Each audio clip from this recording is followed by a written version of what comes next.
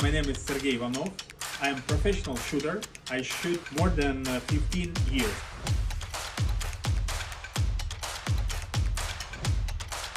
I practice some normal kind of shooting.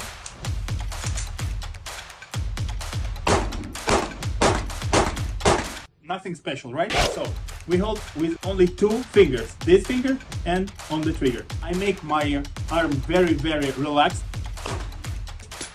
The gun jumps a lot, of course, but and internal parts of the gun are very reliable. No problems with ejection. When you're injured and this arm has wound, you still can shoot.